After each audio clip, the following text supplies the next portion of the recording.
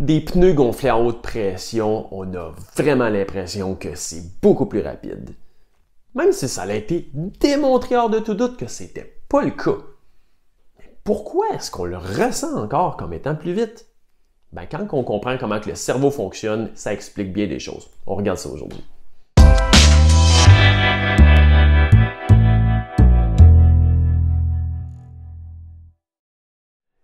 Re-bienvenue dans le coin du geek et si vous ne voulez pas manquer les prochains épisodes où vous voulez pouvoir interagir avec moi, je vous invite à aimer la page Facebook de Vélomag ainsi que ma page personnelle Martin Turgeon Service Cycliste si vous voulez encore plus de contenu. Le mythe de gonfler les pneus de plus haute pression pour être plus rapide et plus performant, c'est faux, ça a été démontré.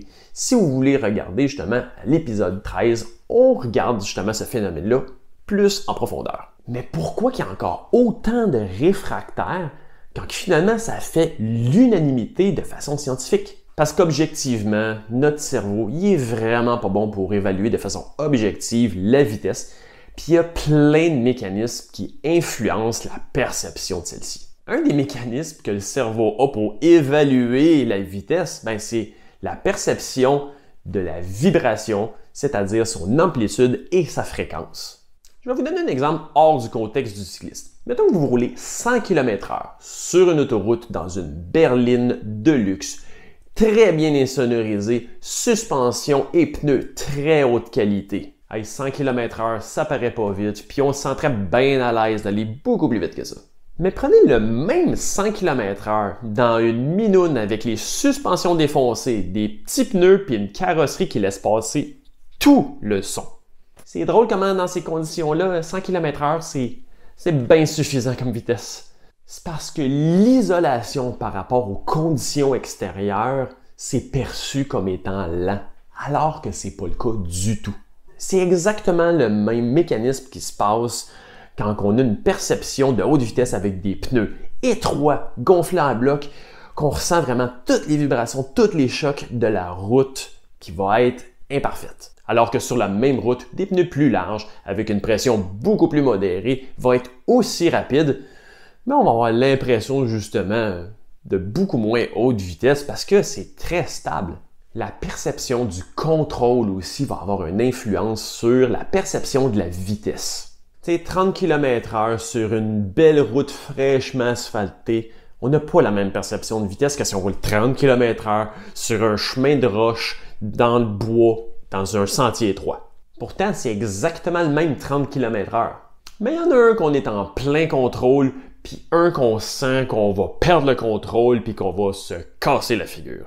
Des pneus plus larges avec moins de pression, ça augmente la stabilité qui augmente notre perception du contrôle qui diminue notre perception de la vitesse. Même si encore là, de façon objective, on est à la même vitesse.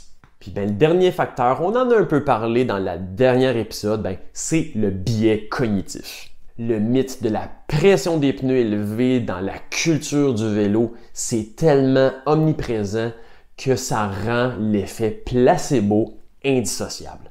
Oui, si tout le monde vous dit que c'est mieux de mettre plus d'air dans vos pneus, vous allez probablement finir par le croire, puis en être convaincu, puis ça va influencer votre perception de la performance de façon irrationnelle. Les biais cognitifs, on y échappe pas, ni vous ni moi. Puis ça, c'est dans à peu près toutes les sphères de notre vie. Puis se défaire d'un biais cognitif, ça demande beaucoup de travail d'un point de vue personnel et d'un point de vue global. C'est très difficile à renverser, puis on se rend souvent pas compte à quel point que ça peut nous influencer. Dans la prochaine capsule, on va parler d'un autre biais cognitif qui est très répandu, qui est celui de un vélo rigide va avoir un vraiment meilleur transfert de puissance. Entre-temps, si vous avez besoin d'un positionnement ou d'optimisation mécanique, je vous invite à consulter mon site web pour pouvoir consulter les différents services offerts et aussi consulter le site web de Vélomag pour pouvoir vous tenir à jour de tout ce qui se passe dans la planète vélo. Et on se voit dans une prochaine capsule.